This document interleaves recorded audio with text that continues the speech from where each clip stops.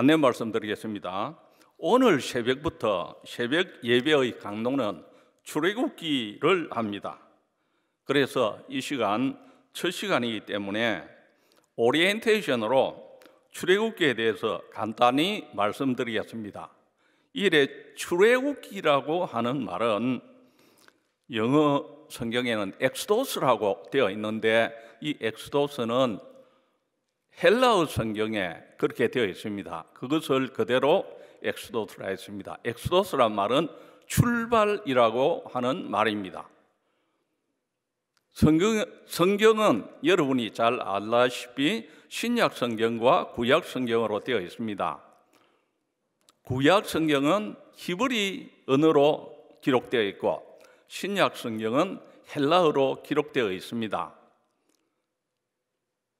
히브리 언어로 기록된 것은 그들이 히브리인이기 때문입니다. 헬라어로 기록된 것은 예수님께서 오셨을 때 그때는 로마 시대입니다. 로마 시대는 헬라어가 통용이 되었습니다. 그래서 많은 사람들에게, 특별히 이방인들에게 말씀을 전하기 위해서는 헬라어로 된 성경이 필요했습니다. 그래서 히브리어 성경을 헬라 성경으로 번역을 하게 되었습니다. 번역하는 과정에서 히브리 사람들, 유대민족 중에서, 유대민족은 12지파가 있으니까 그 12지파 중에서 대표자 6명의 장로를 뽑았습니다. 장로란 것은 현재 있는 이런 장로가 아니고, 장로의 개념에는 가르치는 장로와 치리하는 장로가 있습니다. 가르치는 장로는 목사님이시고 치리하는 장로는 일반 장로들입니다. 이렇게 장로들을 뽑아서 72명의 사람들이 번역을 했습니다. 그것이 70인역이라고 하는 곳인데 그 70인역에 엑스도스라는 말이 나와 있습니다. 그래서 성경의 출애굽기를 엑스도스라고 하는 것입니다. 출애굽기의 저자는 이스라엘의 민족의 지도자 모세가 기록하였습니다. 모세는 성경을 5권을 기록한 것을 잘 아실 겁니다. 창세기, 출애굽기, 레위기, 민수기, 신명기. 이것이 우리 성경의 제일 처음에 나오는 부분입니다. 기록 연대는 1446년에서 1208년경으로 추정을 하고 있습니다. 이 모든 성경은 하나님의 감동으로 된 것으로, 하나님의 영감으로 된 것으로 우리를 교훈하고 바르게 하고 책망하는 것입니다. 그리고 의로 교육하기에 유익하게 되어 있다고 말씀하셨습니다. 그러면 출애굽기의 선 목적이 무엇입니까?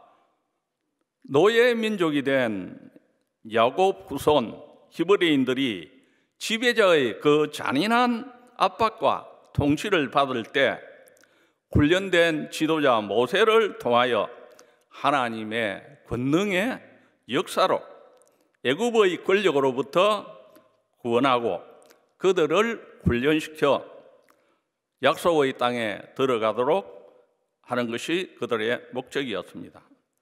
출애굽기의 주제는 무엇입니까?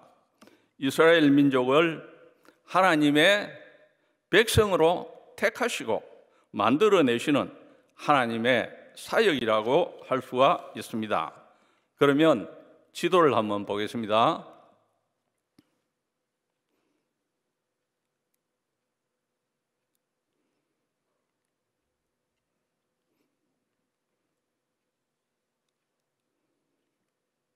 여기 보시면 이집트가 있습니다. 이집트가 애굽입니다.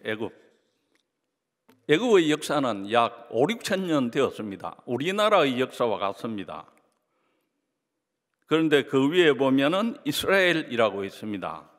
이스라엘이라는 나라는 우리나라의 경상남북도보다 작은 그러한 나라입니다.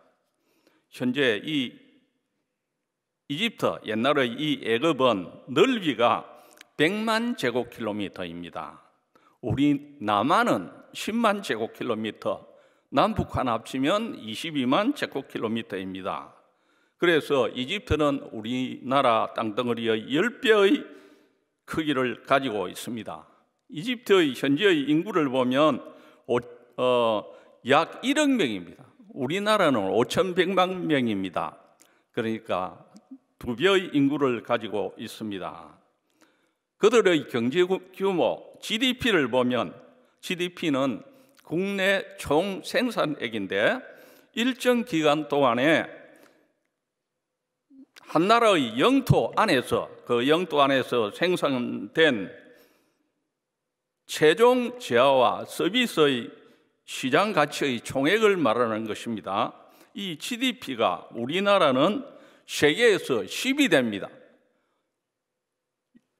60, 70년 전에는 우리나라가 그 당시에는 126개의 나라 정도가 있었는데 그 중에 거의 꼴찌였는데 지금은 240개의 나라가 있는데 독립을 했기 때문에 그렇겠죠.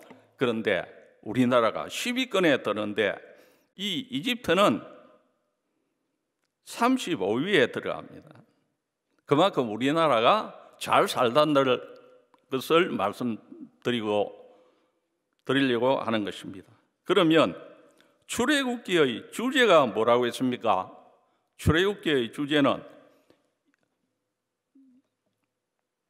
이스라엘 민족을 하나님의 백성으로 택하시고 훈련시켜서 만들어내시는 하나님의 사역입니다. 출애굽기의 첫 부분은 유월절로 나옵니다. 이 유월절이 절정을 이룹니다. 이것은 갈보리산에서 성취하신 예수님의 그 위대한 구원을 예표하는 것입니다. 시내산에서의 언약은 이스라엘이 자기 백성임을 선언하시고 십계명을 주신 것입니다.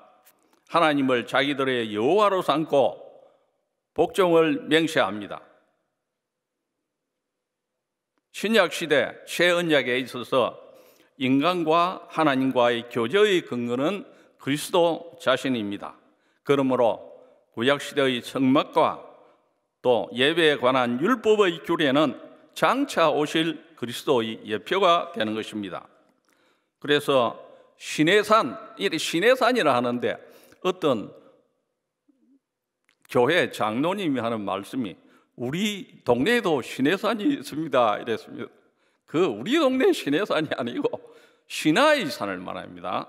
그래서 이 시내산에서의 언약을 보면 이스라엘이 자기 백성임을 선언하시고 십계명을 주셨습니다. 그리고 하나님을 자기들의 여호와로 삼고 복종을 맹세하게 한 것이 시내산의 언약입니다.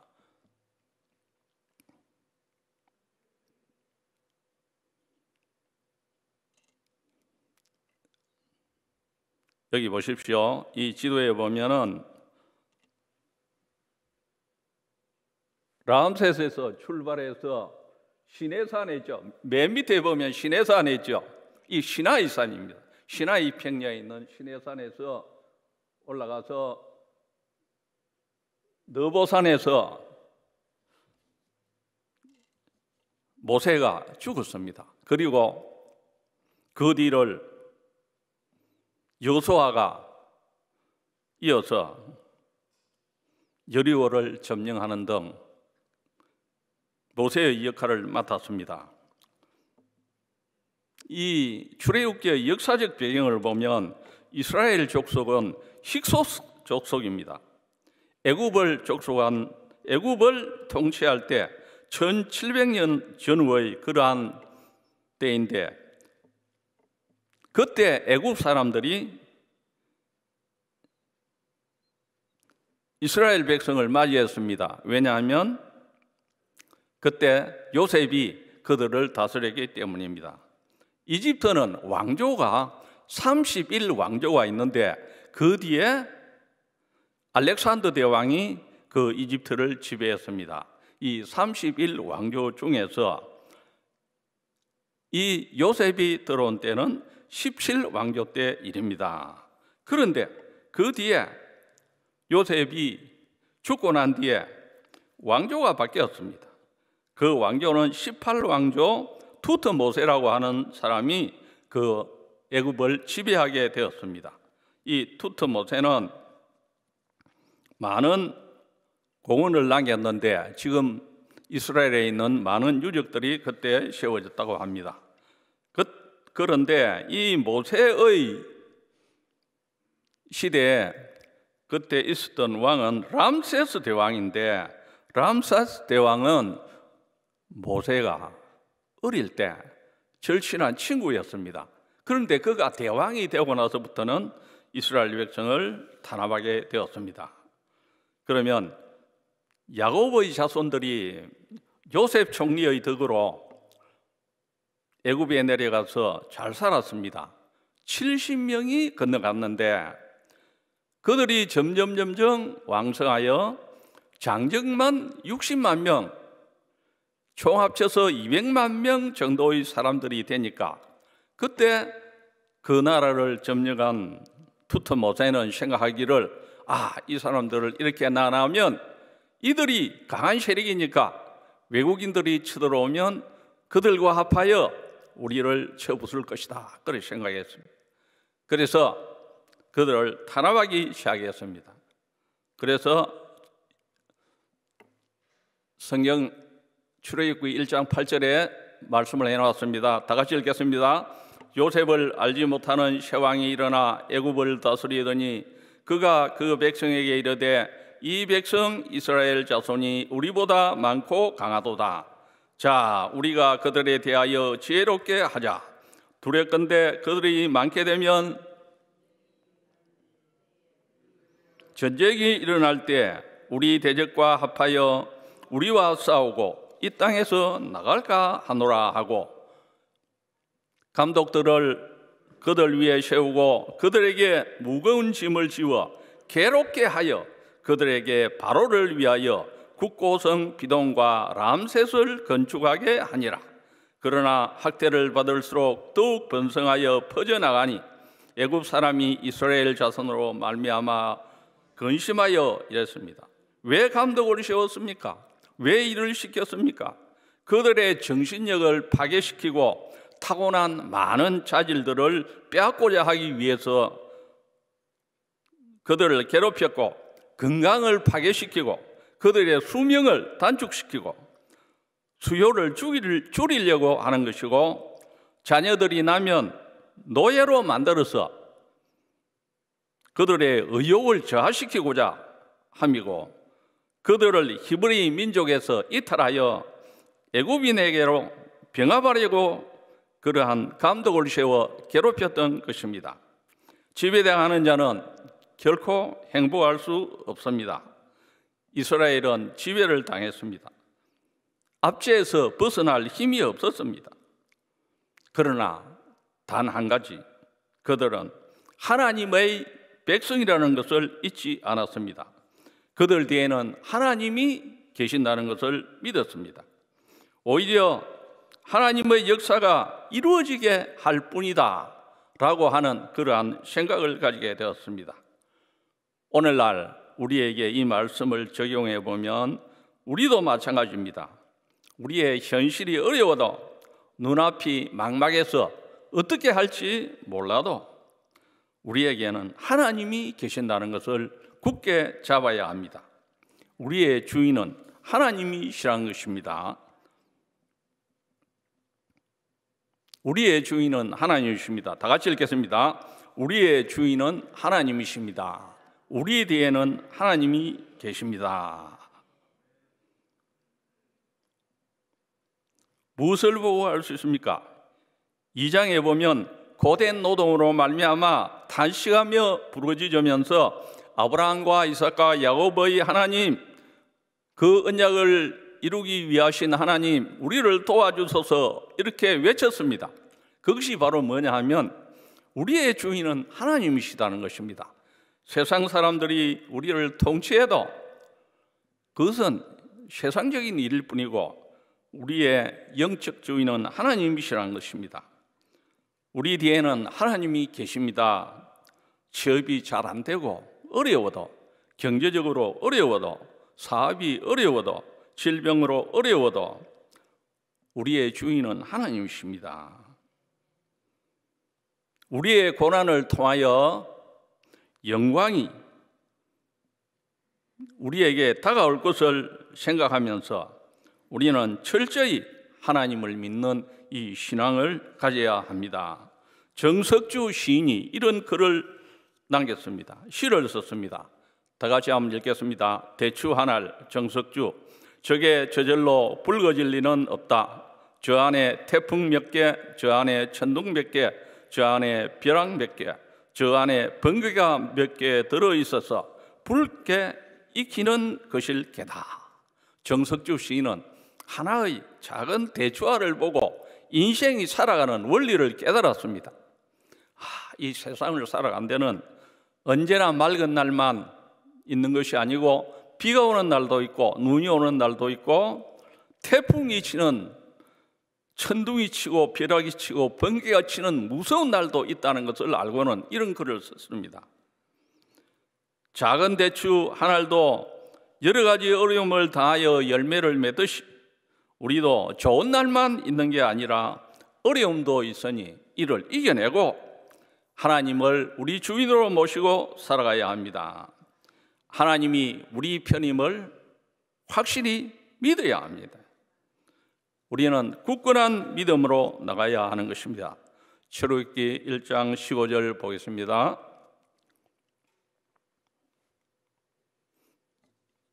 다시 읽겠습니다. 애굽 왕이 히브리 산파 시보라라 하는 사람과 보아라 하는 사람에게 말하여 이르되 너희는 히브리 여인을 위하여 해산을 도울 때 그 자리를 살펴서 아이들이거든 그를 죽이고 딸이거든 살려두라. 그러나 산파들이 하나님을 두려워하여 애굽 왕의 명령을 어기고 남자 아기들을 살린지라. 애굽 왕이 산파를 불러 그들에게 이르되 너희가 어찌하여 이같이 남자 아기들을 살렸느냐. 그 산파들은 하나님을 경외하였으므로 하나님이 그들의 집안을 흥왕하게 하신지라. 바라오의 계획은 은밀하여 산파들을 기용해서 이스라엘인이 낳은 사내 아이들을 질식시켜 죽이고 출산 때 허지 있는 어떤 불행한 일들을 초래하게 했습니다. 산파들이 아이를 도와주는 게 아니고 산모를 도와주는 게 아니고 사형 집행인으로 임명되었다는 이 무서운 사실, 그들의 잔악성을 알 수가 있습니다. 그러나 산파들은 하나님을 두려워하였습니다. 하나님의 율법을 중히 여겼습니다. 바로보다는 하나님의 진노를 더 두려워하였습니다. 그러므로 그들은 나마를 살려두었던 것입니다. 만약 인간의 명령이 어느 모로 보라 하나님의 명령에 위배된다면 우리는 인간의 명령에 복종할 것이 아니라 하나님의 명령에 복종해야 된다는 점을 명심해야 합니다. 두 번째 우리에게 주는 메시지는 다 같이 읽겠습니다. 하나님을 두려워하는 마음이 우리를 지배할 때 인간을 두려워하는 공포의 함정에서 해방될 수 있습니다. 하나님을 두려워하는 마음이 우리에게 강하게 있으면 인간을 두려워하지 않는다는 것입니다. 19절 다 같이 보겠습니다. 산파가 바로에게 대답하되 히브리 여인은 애굽 여인과 같지 아니하고 건정하여 산파가 그들에게 이르기 전에 해산하였더이다 하며 하나님이 그 산파들에게 은혜를 베푸시니 그 백성은 변성하고 매우 강하여지니라. 하나님의 백성에 대해서 산파들이 베풀어 주신 그 친절을 하나님은 보답하셨습니다. 하나님이 그 산파들에게 은혜를 베푸시니라 하셨습니다.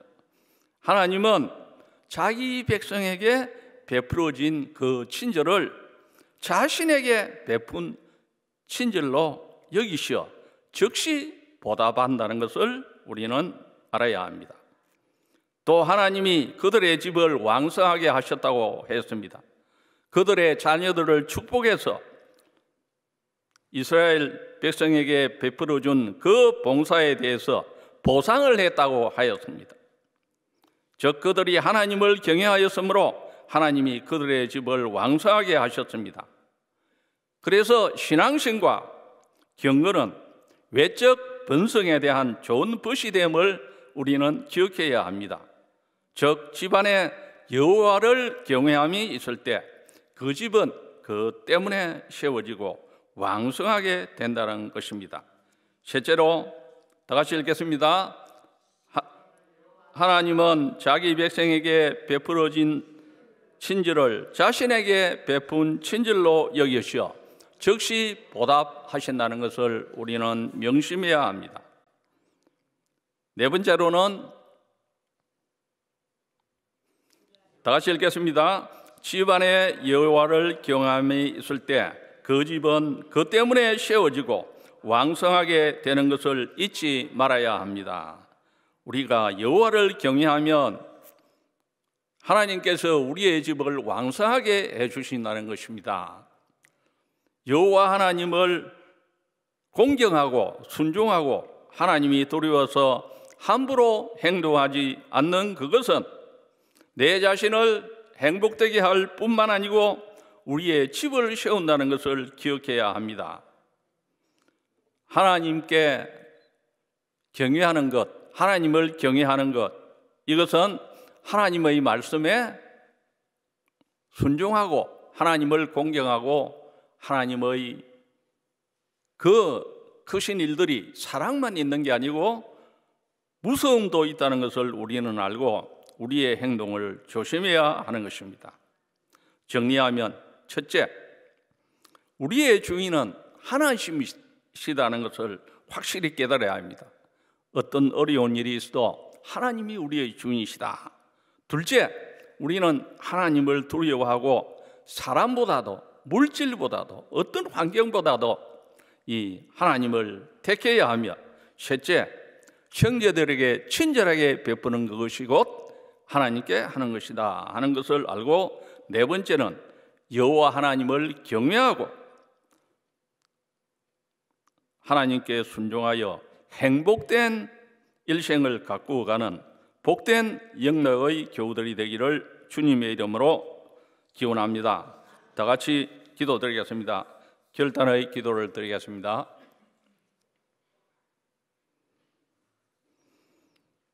하나님 감사합니다. 이 시간도 주님께서 우리에게 말씀하셨습니다. 하나님을 사랑하고 하나님의 말씀에 순종하고 하나님의